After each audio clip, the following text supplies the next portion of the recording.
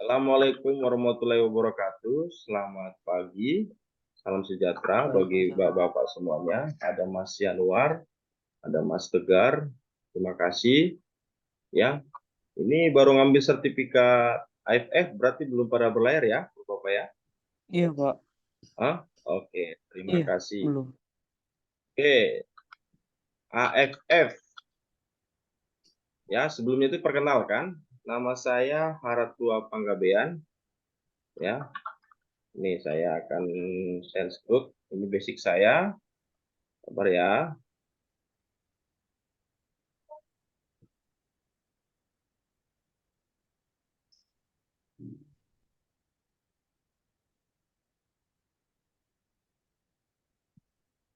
Sabar ya, Bapak ya. Oke, oke. Ya, perkenalkan nama saya Ratu Panggabean. Saya saat ini bekerja di perusahaan pelayaran, juga. Saya sudah NP1, jabatan terakhir senior officer di kapal, ya senior officer baik itu mulai 1 maupun kapten. Ya, saat ini saya bekerja di uh, Adaro sebagai Marine Superintendent. Ya, Adaro, PT Adaro. Siapa tahu Adaro? Tahukah? Eh, Enggak, Pak. Belum. Adaro itu salah satu perusahaan batubara terbesar di Indonesia, di Kalimantan Selatan. Ya, nanti coba di searching nggak apa-apa. Saya pengajar di STIP, Bapak-Bapak, dan juga di BP2 IP Tangerang. Oke, saya tinggal di Bekasi, umur saya 32 tahun, jabatan terakhir di kapal itu master di perusahaan Singapura, atau bisa kalau Bapak kenal di bawah naungan Bogasari atau PT Indo Maritim. Ya, kan saya sudah berumah tangga, anak satu, ya, itu aja. Oke, AFF, ya, Bapak-Bapak perkenalan aja dulu kita di sini. Saya nggak akan banyak-banyak karena saya tahu nanti pasti bapak-bapak apa namanya belum pada berlayar kan, jadi belum pada pasti perkenalan ya bapak-bapak ya. Iya, Pak. Oke, terima kasih. Tidak apa-apa, nggak apa-apa, santai aja. Kita mau sharing-sharing juga nanti bisa. Oke, oke. Ini dia AFF. Kepanjangan AFF adalah Advanced Firefighting. Advanced Firefighting. Di mana ini course diklat untuk pengenalan tentang pencegahan kebakaran atau melawan kebakaran yang akan terjadi di atas kapal, Bapak-bapak ya. Bapak-bapak, sebelum itu saya mau tanya, kemarin ngambil BST kan? Bapak-bapak kan, Basic Safety Training? Iya. Iya, Pak. Nah, oke, Basic Safety Training. Nah, di BST kemarin, saya pengen mau tanya, sebelumnya itu Bapak sudah tahu belum tentang segitiga api, triangle fire? Ayo, Sudah tahu, Pak. sudah. Silakan, siapa yang bisa? Silakan. Ada 3 itu, silakan siapa aja, apa aja. Oksigen, Oke, bahan bakar, oke, dan panas. oke. Oke, terima kasih Pak Nur Hayati Syotang. Ya, benar ya. Jikalau ada namanya triangle fire, 3 itu adalah oksigen, ya, bahan bakar, dan panas. Ataupun bahan bakar ini bisa dikatakan bahan baku yang mengundang atau yang dapat terjadi kebakaran, triangle fire. Nah, untuk memutuskan yang namanya kebakaran itu kita cukup mematikan salah satu dari antara 3 bahan tersebut. Contohnya, kita bisa mematikan oksigen. Ya, contohnya, kalau Bapak masukin yang namanya lilin, lilin, Bapak masukin ke dalam suatu gelas, lama-kelamaan lilinnya mati atau tidak? Mati. Mati. Ya, mati betul. Itu dikarenakan gara-gara apa? karena tidak ada ruang uap. Oke, terima kasih Pak Tegar. Ya, saya luruskan. Itu gara-gara udara atau oksigen di dalam namanya ruangan tersebut lama-kelamaan habis. Jadi Bapak sudah memutus salah satu rantai triangle fire, yaitu oksigen atau udara, sehingga api itu akan padam. Nah, oke Pak ya? Bisa ditangkap ya? Iya. Oke? Ya bisa. Oke, terima kasih. Nah, salah satunya contoh juga implementasi di atas kapal. Contoh, misalnya terjadi kebakaran di suatu ruangan di kapal, ya. Basic pertama yang kita lakukan adalah sebenarnya untuk menanggulangi terjadinya kebakaran semakin membesar, ya, kita menutup ventilasi. Ya, ventilasi di kapal itu banyak. Kita tutup ventilasi, ya, ventilation, ya, sehingga udara yang masuk ke ruangan tersebut akan stop. Ya, stop, lama kelamaan api itu akan lama-lama akan redup habis kalau ruangan tersebut benar-benar kedap. Ingat, di kapal itu ruangan ataupun tempat itu benar-benar harus kedap, ya. Makanya sebelum kapal itu dibangun ada yang namanya pengetesan ruangan. Bapak-bapak ya. Oke, terima kasih Triangel. Oke, saya akan menjelaskan satu di bab pertama ini, yaitu Fire Prevention and Firefighting, pendahuluan dan prinsip-prinsip keselamatan. Pertama A, pencegahan bahaya kebakaran. Mas Tegar bisa dibacakan paragraf pertama sampai dengan yang ini? Bisa kan? Silakan, Mas Tegar. Pencegahan bahaya kebakaran. Ancaman bahaya kebakaran sangat tergantung dari terkendali atau tidaknya api yang menyala. Karena nyala api yang tidak terkendali dapat mengancam keselamatan jiwa maupun harta benda. Berdasarkan hal tersebut, maka pencegahan bahaya kebakaran berarti segala usaha yang dilakukan agar tidak terjadi penyalaan api yang tidak terkendali. Kalimat tersebut mengandung dua pengertian. Pertama, bagi penyalaan api yang belum ada, diusahakan agar tidak terjadi penyalaan api. Hal ini khususnya dilakukan pada tempat-tempat tertentu yang dianggap penting. Misalnya, di tempat-tempat pembelian bensin, di gudang-gudang, bahan yang mudah terbakar, dan sebagainya. Kedua, penyalaan api sudah ada karena memang digunakan untuk suatu perluan. Diusahakan jangan sampai api tersebut berkembang menjadi tidak terkendali. Tindakan pencegahan yang dilakukan misalnya saja dengan menjauhkan bahan yang mudah terbakar dari tempat tersebut, menyiapkan alat-alat pemadam api, dan sebagainya. Oke, terima kasih Mas Tegar Alamsyah. Ya benar. Ini contoh aja Pak ya. Kalau pencegahan bahaya kebakaran mungkin diimplementasikan di kehidupan sehari-hari Bapak. Ya, yang pertama itu penyalaan api yang belum ada diusahakan agar tidak terjadi penyalaan api. Intinya mengurangi penggunaan api. Contoh misalnya kalau Bapak lagi ada di dapur, ya sama Ibu ya, lagi di dapur. Kalau misalnya setelah masak ataupun setelah bikin masak air segala macam, usahakan dimatikan. Usahakan dimatikan karena penyalaan atau api yang berlebihan ya akan memancing terjadinya panas. Karena panas salah satu adalah triangle fire. Ya.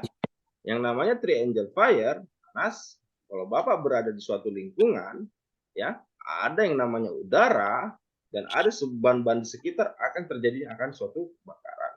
Yang kedua, penyalaan api yang sudah ada diusahakan dapat dikendalikan, ya. Coba kendalikan. Contoh, misalnya sudah masak air atau masak sesuatu, kalau misalnya sudah matang dimatikan, ya, dan dihindari dari alat-alat lain seperti minyak dan segala macamnya.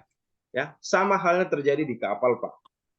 Di kapal itu penggunaan api itu sangat dikendalikan atau terbatas, limited lah dibilang, limited ya, nggak boleh. Contoh, ya, untuk di kapal-kapal yang berbasis kapal di atas 300 gt, sudah tidak menggunakan namanya tabung gas, menggunakan namanya kompor listrik, ya, kontrol listrik, ya, tidak boleh Pak. Tidak boleh, jadi diusahakan penggunaannya itu tidak boleh menggunakan yang namanya kompor gas listrik lah. Jadi dia memanfaatkan listrik dari itu jadi panas. panas dipakailah untuk memasak dan segala macamnya. Ya, oke. Yang kedua tadi tolong dibacakan apa ini?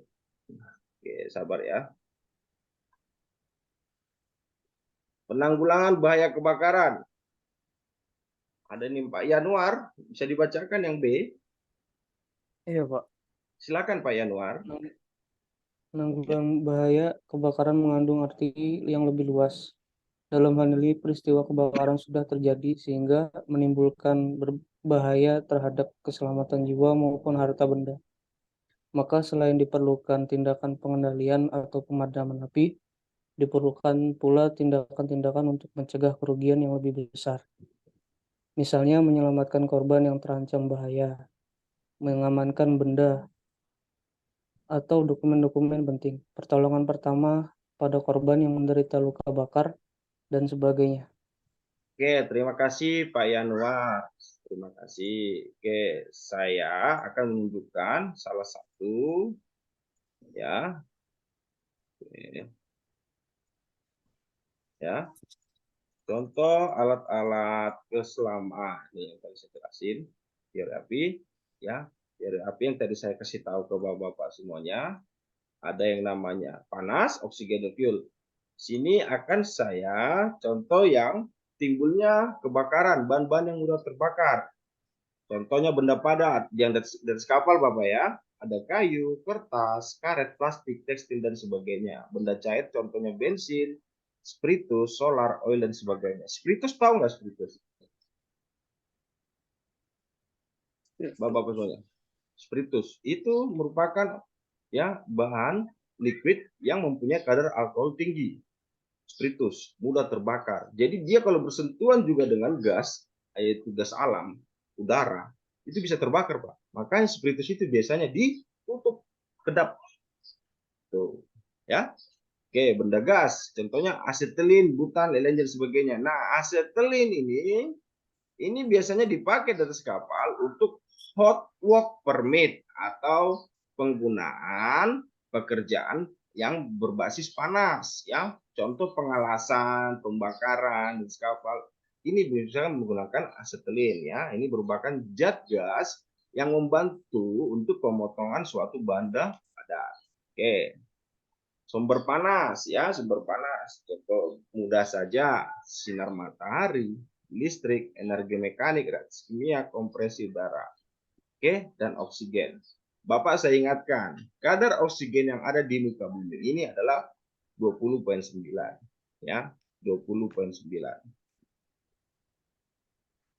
Bisa dimengerti, Pak? Yang ini timbulnya kebakaran? Bisa, Iya, bisa Pak. Oke, terima kasih. Bisa. Oke. Oke, coba dibacakan oleh Pak Sabar Tambunan. Boleh dibaca ini, Pak? Bisa Pak. Oke, silakan sebab-sebab kebakaran ada 1, 2, 3, 4. Silakan, Mas Tegar. Sebab-sebab kebakaran. Satu, kesalahan manusia atau human error. Tidak Oke. kompeten, lalai, tidak disiplin. Oke. Dua, peristiwa alam, sinar matahari, gunung meletus, gempa bumi, petir, angin topan. Ketiga, penyalaan sendiri. Keempat, unsur kesengajaan, sabotase, kejahatan asuransi, pemusnahan dokumen, pertempuran, atau bumi hangus, dan lain-lain. Oke, terima kasih Pak Sabar, ya. Oke. Saya pengen mengasih tahu 80% atau 80% terjadinya suatu yang namanya insiden ataupun eksiden, ya. Insiden ataupun eksiden, ya. Yaitu contoh kebakaran, kapal kandas ataupun tabrakan segala macam. Itu adalah kesalahan manusia atau human error. Ini diakibatkan karena tidak kompeten, ya, tidak kompeten, lalai dan tidak disiplin, ya, Bapak-bapak ya. Kalau bisa, ya, galilah kita, belajarlah kita sebanyak-banyaknya sehingga basic untuk nanti ke kapal Bapak-bapak semuanya bisa tahu. Contohnya FF ini sangat penting.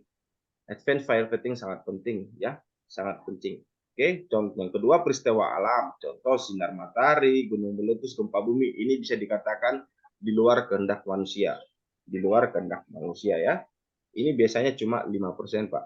Ya, kalau ini kita sebagai manusia berdoa dan berserah.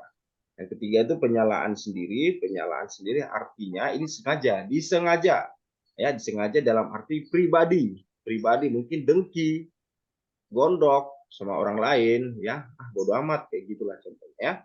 Yang keempat itu unsur kesengajaan, sabotase. Nah, ini atas dasar pengen mengsabotase ataupun atas dasar ingin menghancurkan seseorang ataupun perusahaan ataupun gimana itu. Nah, ini biasanya diambil alih oleh asuransi ataupun penyidik kalau sudah terjadi begini, Pak. Oke, Bapak-bapak. Oke, kita ke ini yang pagi ini terakhir ini ya. Saya terakhir akan ngasih tahu ini. Oke, yang ini dia. Fire klasifikasi. Kita sudah mulai masuk ke pembelajaran yang sesungguhnya, yaitu fire ke klasifikasi atau klasifikasi kebakaran. Ya, bahan-bahan yang ada kebakaran. Contohnya menurut, ini saya suruh baca satu. Pak Sahrul Ahmi Syaputra, silakan. Ada orangnya? Iya Pak, masuk Pak. Silakan Pak, dibaca Pak. Dari ini sampai Fire dengan classification menurut NFPA National Fire Protection Association, kelas A bahan bakar padat, kelas B bahan bakar cair, kelas C bahan bakar listrik, dan kelas D bahan bakar logam. Oke, terima kasih Pak Syahrul. Nah, ini tolong diingat, Ini contoh ataupun pengetahuan dasar yang sering akan Bapak temuin nanti di atas kapal. Jadi klasifikasinya itu, ya, klasifikasinya itu ada 4. Kelas A, kelas B, kelas C, kelas D. Bahan bakar padat, bahan bakar cair, bahan bakar listrik, bahan bakar logam. Oke, contohnya ini. Oh, silakan dibacakan oleh Pak Rudi Heriadi. Pak Rudi, silakan dibacakan. Ya Pak, media pemadam kebakaran yang padat, contohnya pasir, tanah, selimut api, fire blanket, tepung kimia, dry chemical. Yang cair, contohnya air, busa, atau foam. Yang gas, gas asam, arang, CO2, gas zat lemas N2, gas argon, serta gas-gas inert lainnya. Terima kasih Pak Rudi Heriadi. Oke, sebelumnya itu Sama-sama Pak. Saya akan memberitahukan contoh bahan bakar padat. Contohnya Pak ya, Bapak sering ketahui mungkin kayu itu padat ya, Bapak ya. Kayu. Apalagi yang bisa berbahan padat lah. Contohnya kayu. Oke, yang bahan bakar cair contohnya ini minyak. Ya, minyak. Ya, yang contohnya bahan bakar listrik ini contohnya ini ya listrik lah atau panel listrik, kabel ya, kompetitor yang ada di sirkuitnya listrik, yaitu bahan listrik. Dan bahan bakar logam contohnya ini bapak-bapak besi, stainless steel dan segala macamnya ya. Untuk memadamkan itu tadi yang dibacakan oleh Pak Rudi Haryadi itu inilah alat-alatnya Pak. Contohnya contohnya padat itu bisa menggunakan pasir. Contohnya kalau kebakaran yang namanya Bapak kayu, Bapak bisa melemparkan pasir dengan jumlah banyak, maka api itu akan mati. Karena dia akan menutup api itu atau mematikan salah satu three angel fire itu, yaitu udara, sehingga tidak berkontaminasi dengan udara luar, sehingga api itu akan padam. Oke, Bapak-bapak? Iya, Pak. Oke, saya stop Ya, dulu Pak. sampai di sini. Bapak-bapak, tolong dibuka kameranya. Oke, terima kasih Bapak-bapak sudah sudah ada di sini. Nanti tolong dibacakan modul tadi. Kita akan masuk lagi nanti mungkin di siang hari ya Bapak-bapak ya. Jadi Bapak mempunyai waktu masih untuk baca-baca itu. Oke, saya tutup di kelas pagi ini. Terima kasih yang telah hadir. Ya, Pak Rudi, Pak Sahrul, Pak Sabar, Pak Tegar, sama Pak Yanuar. Saya tutup. Jadi pagi hari ini bisa nanti lagi kita diskusi di siang hari ya, Bapak-Bapak ya. Gimana Bapak-Bapak, ada yang mau ditanyakan? Siap. Nah, siang jam berapa kira-kira, Pak? Mungkin jam 2 atau jam setengah 2 nanti ya. Karena kebetulan saya juga Jam ngajar 2:30, siap, Pak. ya di kerja nanti saya kabarin, nggak usah takut ya, Bapak-Bapak ya. Oke, Oke. Pak. Oke, saya tutup. Siap. Terima kasih buat di pagi hari ini. Assalamualaikum warahmatullahi wabarakatuh. Salam sejahtera. Selamat pagi, Bapak-Bapak ya. Waalaikumsalam. Waalaikumsalam.